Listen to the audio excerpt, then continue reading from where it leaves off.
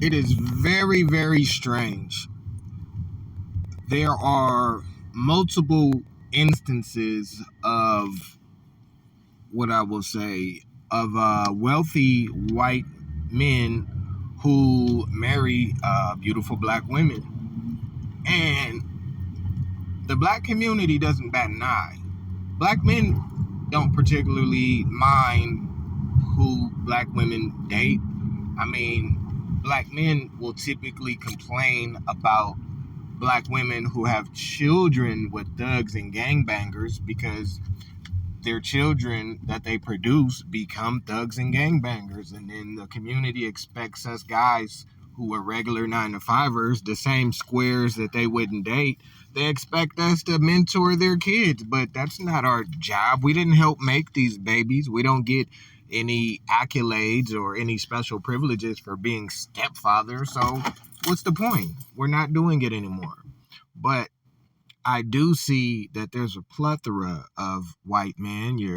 Robert De Niro, Star Wars, Lucas, George Lucas. There's actually a lot of wealthy white men. Gary Owens that have black women that have had black women, and I've never seen, average overweight white women complain about wealthy white men that date black women. There's only one race and gender, one group of people who are allowed basically the right to hate.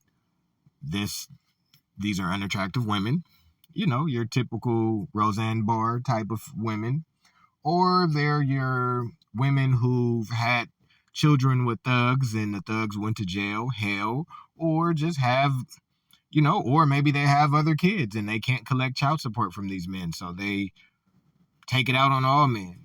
Now, the sad part is 57% of black men in America are in the middle class, but you let the black community tell it, all the black men are broke and don't take care of their kids, while the CDC already said that black men are the most involved dads, even when they don't have custody. But of course, when it's false news about an African American man, it can be allowed freely.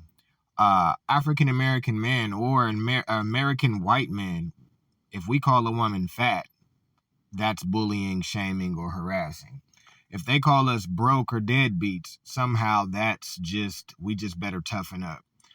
It's to the point now where the vitriol against men and the hate that we see in America, it's legal to hate in America unless you hate men or unless you hate black men specifically on top of white men. There is no equality because women dominate primary custody, they dominate alimony, and even though they work more than men, for some reason, they are a part of the oppressed class.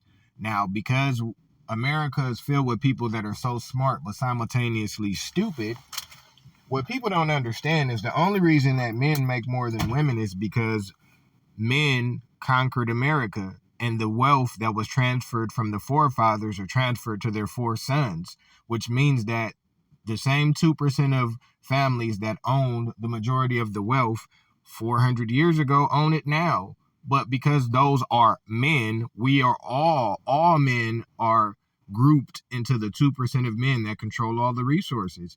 If you eliminate the top 5% of men that earn and that are wealthy, you will probably see that women, minus the top 5%, actually earn more and have more money than men. That's what you would find. But we have to keep the argument and we have to keep the average American at a rudimentary level of logic. That way we can't move past the for every dollar a man makes, a woman makes 80 cents. Okay. How about if we dig a step deeper?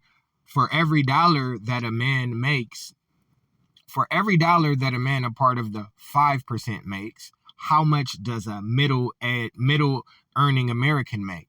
There's not even a study that even wants to articulate that, because then you would have to break down the disparities. When you separate the top 5 or 10% of earning men, the story of wealth and economics is dramatically different. Like, I'll give you a hint. Women in their 20s and 30s typically out earn men. Why? Because those men aren't part of the 5 or 10%. Those are the men that actually have to work to become something. Then by the time women are in their 40s, their earnings peak and decline while men's rise. Then what do? After they've blown all of their chances and made all of their money and didn't increase their earning potential, they go, look, it's not fair. Men make more money. Only because they're looking at the top 5 to 10% of men. That's disingenuous, and that is a part of what's wrong with America. We have no logic. We're all emotion, no logic.